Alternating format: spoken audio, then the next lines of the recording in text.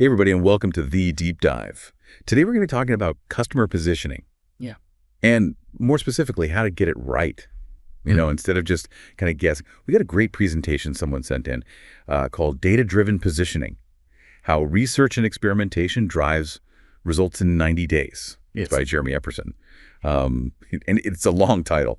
Yeah. But the idea is really intriguing. We can move away from just assuming things about our customers. Yeah.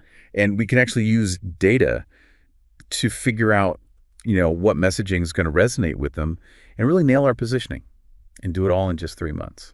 So that's pretty powerful stuff. Yeah, it really is. Most companies, they think they know their customers, but Epperson actually highlights what he calls the 4 customer blind spots. It's kind of like we're wearing these marketing blinders, assuming all these things, but who our customers are, how they behave, why they buy from us, but often we're just way off. Okay, so we're starting with like a reality check then. Right. Acknowledging that we need to ditch those assumptions. So where do we go from there? Well, that's where the data comes in. Epperson lays out this 5-step process, and it all starts with understanding your current customers. I mean, really understanding them, not just like basic demographics, but, digging into their motivations, their pain points, their entire journey. So no more relying on our gut feeling. Time to put on our detective hats and actually gather some real intel. Exactly. Surveys.polls, analyzing how customers interact with your website. I mean, it's all about getting into the mind of your customer. And speaking of getting into someone else's mind, step 2 is about looking at your competition. We need to know what other companies are doing. You know what's working for them. Where are the gaps? So it's not just about looking inward. We need to understand the entire landscape, kind of like a marketing SWOT analysis. Exactly. Epperson suggests picking your top 5 direct competitors, and then your top 3 substitute competitors, and then really diving deep into their marketing, their websites. What value propositions are they pushing, where they excel, that kind of thing. This is starting to feel like a real deep dive. I like it. Yeah. So we've got data on our customers. Yeah. We're sizing up the competition. What's next? Okay, so now we get strategic. Step 3 is about selecting the right value elements to highlight. Epperson talks about this hierarchy. There's functional value, like how well a product actually works. And then there's emotional value, like how it makes someone feel. And then he even talks about this like life-changing value, like think about a product that helps someone achieve a major life goal. Companies that can score high on multiple levels of this hierarchy, they tend to do exceptionally well. So we're trying to figure out what really resonates with our audience. Like, are they driven by practicality or emotion? Or even something deeper? This is where things get really interesting. It does. And once we've identified those key elements, then we can start to weave them into our messaging. Which brings us to step 4, mapping the customer journey. Oh, I love this part. It's like visualizing that whole experience. From the moment someone first hears about your brand, all the way through to becoming a loyal advocate. Yes. And Epperson actually breaks down some myths about customer journey mapping. A lot of people think it has to be this big, complicated, expensive thing. But he suggests a really simple framework, just 4 phases, focusing on the landing experience, the site experience, the conversion experience, and then the customer experience. Okay, so we're breaking it down into manageable chunks. And by understanding each touch point, we can start to spot potential roadblocks. Yeah. Or areas where we can improve. Exactly. This is where those aha moments happen. You start to see things from the customer's perspective. And you're like, oh, maybe our checkout process is too confusing, or we're not highlighting this key benefit clearly enough. And then once you have that map, you can really start to optimize each step to create a smoother, more engaging experience. This is all starting to feel very strategic and intentional. It's like we're taking all the guesswork out of marketing and replacing it with actual data-driven insights. So we've laid the groundwork, understanding our customers, the competition, the value we offer, and then how customers interact with us. Yeah, and we're just getting started. Now comes the fun part. We get to put all these insights into action. But before we dive into Epperson's reason why copywriting in step 5, I think it's helpful to just take a breath and think about what we've learned so far. What really stands out to me is how much we assume in marketing. Epperson really hammers home the importance of data. It's not about just going with our gut feeling. It's about backing up our decisions with actual insights. Absolutely. And the customer journey mapping, that's gold. Actually seeing the experience through your customer's eyes can be a game changer. Totally agree. Okay, so are we ready to see how we can use all these insights to craft compelling messaging? We're going to tackle that reason why copywriting in the next part of our deep dive. So stay tuned. Looking forward to it. Okay, so we're back. and ready to dig into the final step. In Epperson's data-driven positioning framework, and that's copywriting. We've gathered all this incredible data about our customers. We've looked at our competitors. We've mapped out that customer journey. But now the question is, how do we actually turn all of that into words that are going to convert? Well, that's where the magic of reason why copywriting comes in. It's not just about listing features and benefits. It's about giving our audience compelling reasons to choose us over everyone else. Reasons to care, reasons to believe, and reasons to act now. So it's about appealing to logic and emotion, not just saying, hey, we're great, but actually explaining why and backing it up with proof. So what did that actually look like in practice? So Epperson breaks it down into 3 key elements. First, you need a strong reason why. Why is your product or service the best solution? You know better than the competition, even better than doing nothing at all. This is where your unique value proposition comes into play. What makes you stand out? Got it. So we need to articulate what makes us special. But that's just the beginning, right? Right. The second element is building trust and credibility. You've got to give your audience compelling reasons to believe what you're saying. This is where social proof comes in. Testimonials, case studies, data points, anything that validates your claims. It's like saying, don't just take our word for it. Look at what other people are saying. Look at the results we've achieved. That evidence, it builds trust. Absolutely. And then the third element focuses on driving action. So you've convinced them that you're great. Now you need to inspire them to take that next step, create a sense of urgency or scarcity, maybe a limited time offer, a bonus for early adopters, or just highlighting the benefits of acting sooner rather than later. Okay, that makes sense. Give them a reason to do it now, not later. And I can already see how these elements all work together to create a really powerful message. But how do we make sure this reason why copywriting is resonating throughout that entire customer journey? Well, Epperson really emphasizes testing.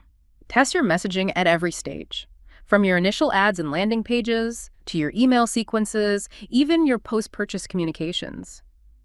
Each touch point is an opportunity to refine your positioning and make sure your message is hitting the mark. So it's like we're constantly experimenting, gathering data, and then fine-tuning our copy based on what we learn. It's not a one-and-done kind of thing. It's an ongoing process. Precisely. And that's what makes this approach so effective. We're not just guessing what will resonate. We're using data to make informed decisions and continuously improve our results. And what's really interesting? This reason why concept, it actually goes beyond just writing compelling copy. It's a way of thinking that you can apply to any communication, whether you're talking to customers, investors, or even your own team. That's a great point. It's about clearly communicating the value you offer and backing it up with evidence. So it's a powerful approach, no matter who your audience is. Exactly. And the best part is, it's a skill you can develop over time.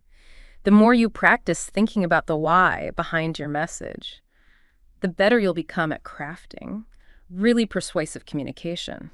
As we've been talking about Epperson's framework, I've been thinking about all the different ways this data-driven approach could be applied beyond just marketing. Oh, absolutely. It's a mindset shift. What if we use the same level of rigor and analysis to make decisions in product development, customer service, even internal processes? I mean, think about it. It's like the superpower waiting to be unleashed. But, before we get too carried away, let's bring it back to Epperson and his framework. What are some key takeaways for our listeners, for putting all of this into action?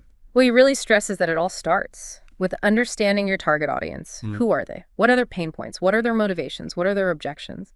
Once you have a clear picture of your ideal customer, you can start to craft messaging that truly resonates with them, addressing their needs and desires at every stage of the journey. It's all about relevance, making sure our message is hitting the right people with the right message at the right time. Exactly. And then, of course, we need to test and refine our messaging throughout that entire customer journey.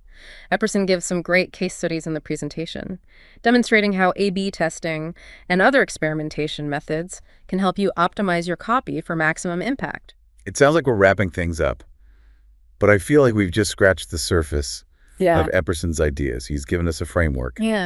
But there's so much more to explore. I think that's the beauty of a deep dive like this. It's about sparking curiosity and giving you the tools to continue exploring on your own. So what's the one thing you hope our listener takes away from this deep dive? I hope they walk away feeling empowered to challenge assumptions, embrace data, and approach their marketing with a new level of intentionality. I love that. Well said. And with that, we're going to wrap up part 2 of our deep dive into Jeremy Epperson's data-driven positioning framework. We've covered a lot of ground, but there's still so much more to explore. So we'll be back soon with part 3, where we'll dive into some real-world examples and share some final thoughts on how to put these ideas into action. Until then, keep those data-driven minds engaged. All right, welcome back for the final part of our deep dive into data-driven positioning. We've really unpacked Jeremy Epperson's framework. We've explored the power of reason why copywriting. And now I think it's time to see how all of this works in action.